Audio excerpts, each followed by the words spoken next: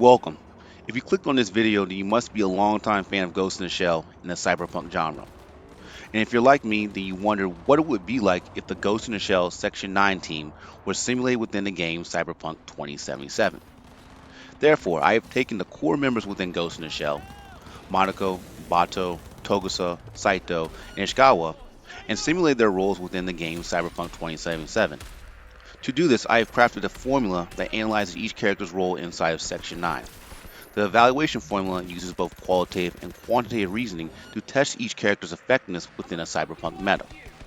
So without any delays, let's get started. A common narrative within cyberpunk-themed anime, movies, and manga is a world where technology has altered mankind's lifestyle. At first, the sociological effects of new technology redefine mankind's behavior and alter his perspective of the self or I. Unfortunately, this newly found perspective is usually preceded by mankind's misuse of this technology. In turn, conflict between mankind accumulates to a post-apocalyptic event that changes the landscape of the world forever. The world that reemerges from these apocalyptic events is a collection of the old world's sociological perspectives, merging and blurring the edges between behavior controlling mechanisms such as technology, religion, and economics. This is clearly evident within the storyline of Akira, where control over society is split between the state, corporations, and gangs. Furthermore, the theme of a world-ending event results in the people within these cyberpunk worlds to forget customs and traditions of the old world and reform their behavior around the newly emerged hyper-technological environment. In the end, those within society feel a void within the meaning of their lives without knowing what was lost. The gameplay and testing will answer a commonly addressed question within the cyberpunk canon, and that is the choice of adding cybernetic enhancements or foregoing cybernetics. Therefore, I'll be using Rene Descartes' sixth meditation as a reference for what I'm trying to find. Descartes states, "It remains for me to examine whether material things exist. Indeed, I now know that they can exist, at least insofar as they are the object of pure mathematics, since I clearly and distinctly perceive them." In short, I'm trying to see if it is better for a merc or anti-terrorism agent to acknowledge the cyberpunk world by acquiring a high or low amount of cybernetic enhancements. Again, we are assessing not just a physically dangerous world, but a sociological perspective that requires stealth or cool. To measure each character's performance, I have narrowed down four qualitative variables that the environment requires. These variables are infiltration, extraction, stealth, and lethality. I'll measure these variables by using a scale of 1 to 10, with 10 being the best possible rating. After a while, I'll take these numbers and compare them to some of my previous cyberpunk builds. In the end, I'll have enough of a sample size to put each build in a bell-shaped histogram chart. Ishikawa is one of the first members to join Section 9, and is also known for being one of the oldest team members as well. It's not all the way known how cybernetically augmented Ishikawa is, but it's suggested that he's one of the least augmented amongst the Section 9 team. Usually, Ishikawa is providing intelligence from a distance to both Monoko and Bauto. Therefore, I have built Ishikawa as a netrunner within Cyberpunk 2077. Ishikawa is rarely shown engaging combatants with firearms or any other direct physical action. Consequently, I will forego cybernetic enhancements for the arms and legs. Additionally, I will only be using a cyber deck and will not be using a Sandevistan or a Berserk. For functional purposes, I do use a sidearm. Specifically, I am combining a tech sidearm with my Kuroshi optics to see through walls. Wall hacking just supports the narrative of a non-based physical character. So when rating Ishikawa, for infiltration, I give him a 3, extraction, a 3, stealth, 7, and lethality, 5. Overall, I rate this character at a 4.5. Due to his age and lack of physicality, he receives a lower ranking. Maybe if they come up with a different meta of Ghost in the Shell, I'll be able to reassess it, but for right now, I'm going to stick with a 4.5. Let's continue to the character gameplay.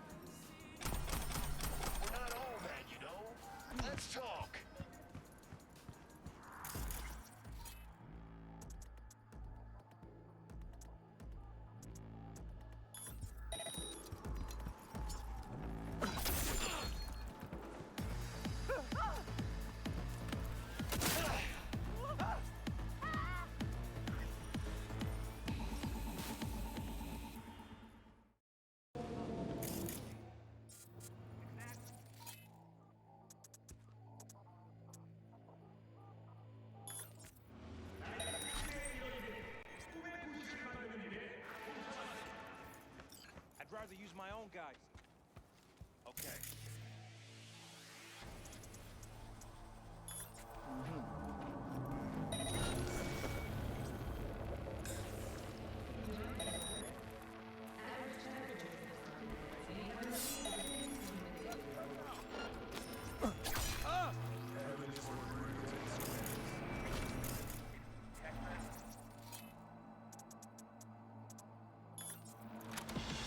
Bringing you the most current music. We are Vexafrom! Be on high alert! He's here, somewhere!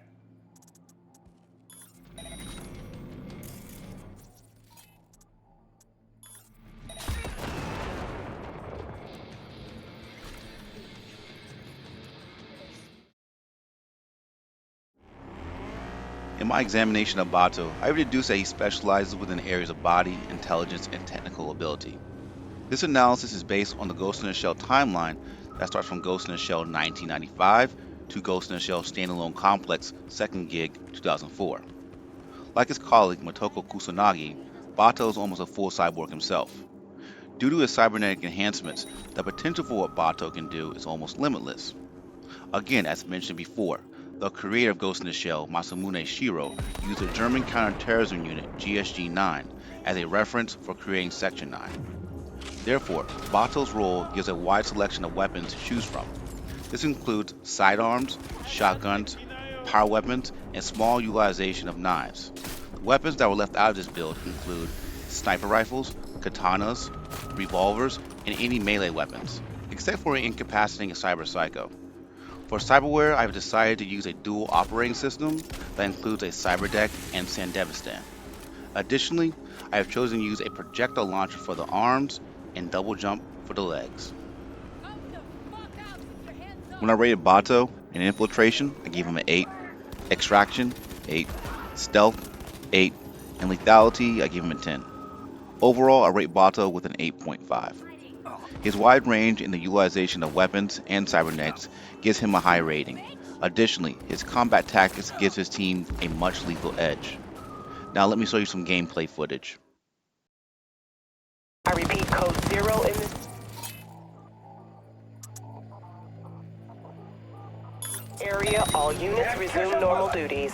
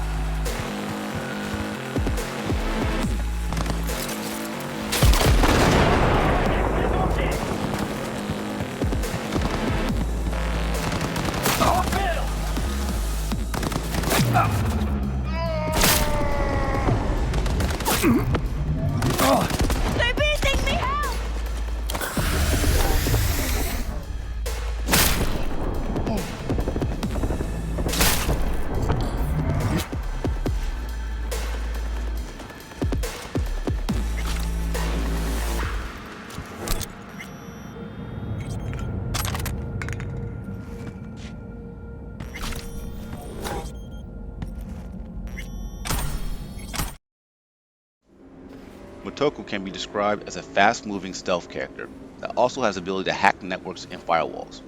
Additionally, with a fully cybernetic body, she is able to incorporate attributes from the body in intelligent skill trees. To create the perfect playstyle for Motoko, I have overemphasized the attributes within the body and technical ability skill trees. Within Section 9, Motoko essentially takes the lead on most missions. Either she's gathering intelligence on a case or spearheading an operation. With that said, her weapon choices are critical to her effectiveness. The weapon selection for Motoko was based off of Ghost in the Shell 1995. Therefore, I have decided to only use handguns and SMGs for this build. For cyberware, I essentially have every slot equipped. The main cyberware features include the operating system and arms. I chose two operating systems for this build, a Cyberdeck and Sandevistan. The arms utilize Gorilla Grips. Specifically, I chose ones that do electric damage. To better understand this character's build, please check out the build specs in the link in the description. In rating Motoko, I decided that Infiltration would be a 9, Extraction a 9, Stealth 8, and Lethality 10. Overall, I give her a rating of 9. Due to her stealth and fully cybernetic body, I had to give her a high ranking. With these two attributes, she's able to overcome logistical obstacles that the medium provides. Let's see this within the gameplay footage.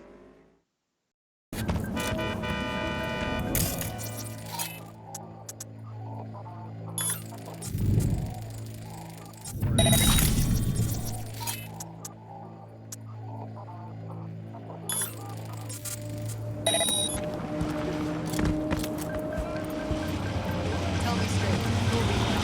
Fucking stupid. No.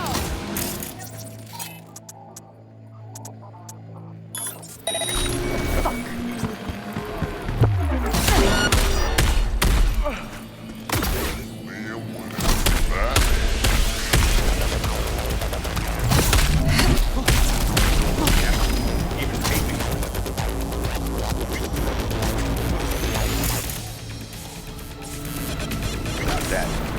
Thing's a fucking pushover. Always was, and always will be.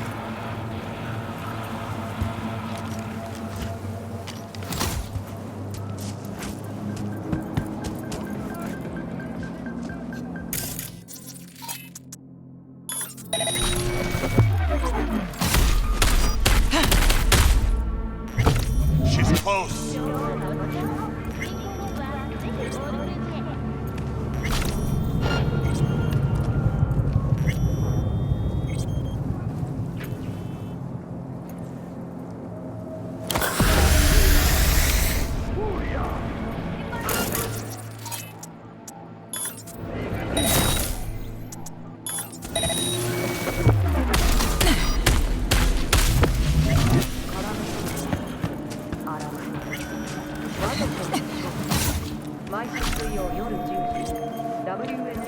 I've got this.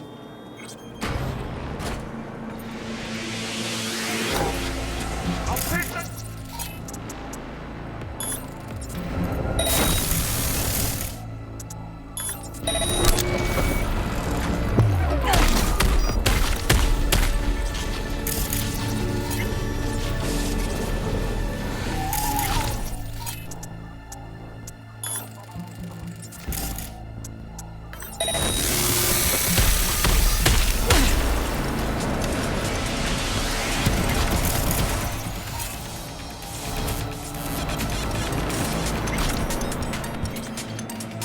Yes.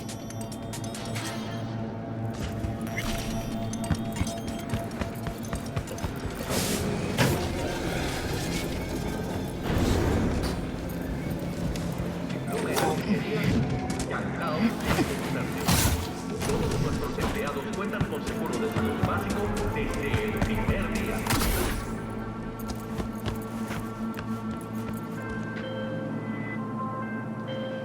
Pre-morgue. Ted's gonna shit so hard on those Kendachi fucks. They won't know what hit him.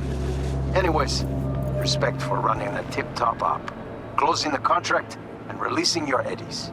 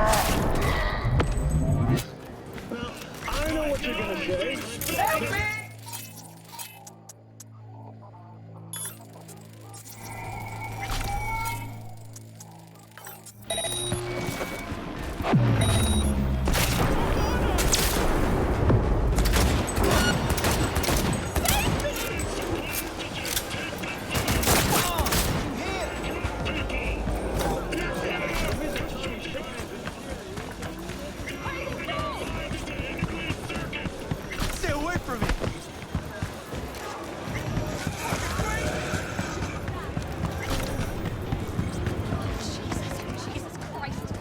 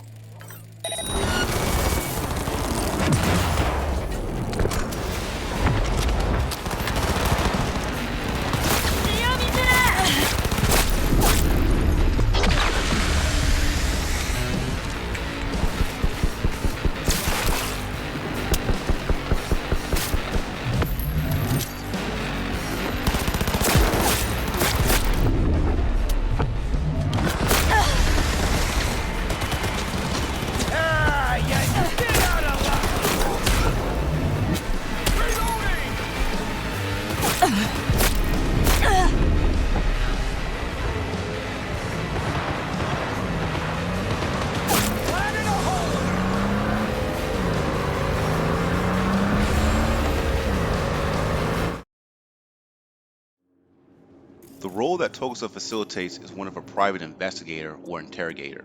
Additionally, he does do work as a field operative, but due to his limited use in cybernetics, his physical role is limited.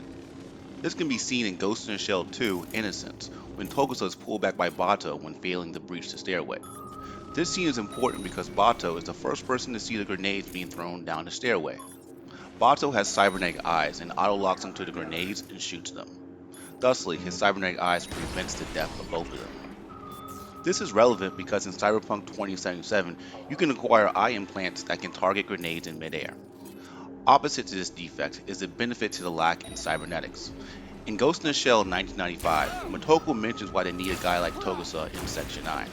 She explains that due to the lack of cybernetic enhancements, it provides them with a humanistic perspective that the team needs. For backstory purposes, the Ghost in the Shell canon mentions that Togusa only has a cybernetic brain. As a consequence of this, I decided to only use quick hacking or a cyberdeck. Furthermore, due to Togusa's weapon choice in Ghost in the Shell, I will only be using revolvers. When rating Togusa, in Infiltration, I give him a 6, Extraction, 7, Stealth, 7, and Lethality, an 8. Overall, I give Togusa a rating of 7.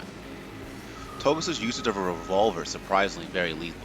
I had no problems defending myself against other combatants.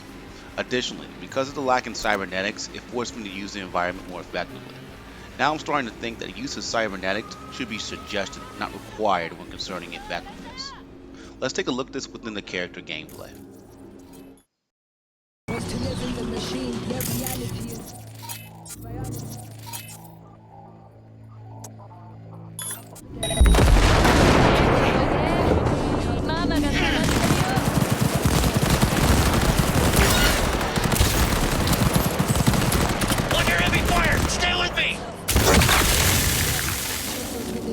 of the smallest of stars.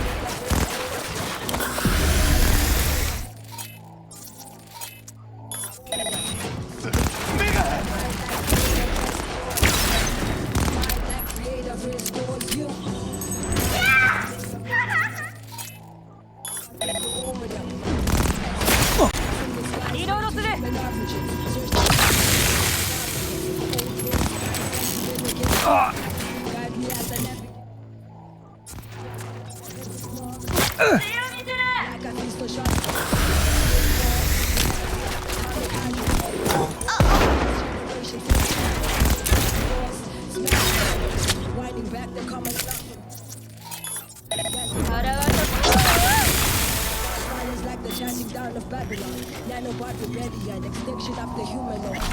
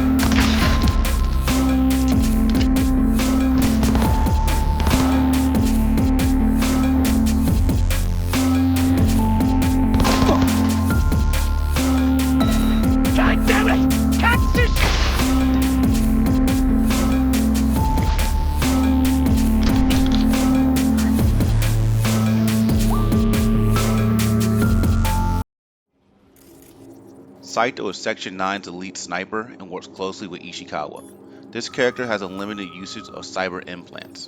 His cybernetics include an optical implant in the left eye and a cybernetic brain. Therefore, I'll be limiting my cyberware to focus on a cyberdeck and Kiroshi optics. Occasionally, I'll need to equip modifications such as double jump and smart link for auto-targeting with weapons. Again, due to this character's role, I'll be solely using sniper rifles. When analyzing Saito, for infiltration I gave him a rating of 6, extraction 2, stealth 8, lethality 7, and overall I give Saito a rating of 5.75. At long ranges, Saito has the advantage with the use of sniper rifles. Unfortunately, this advantage is paired with limitations in short range combat. Let's check out the character gameplay to see this.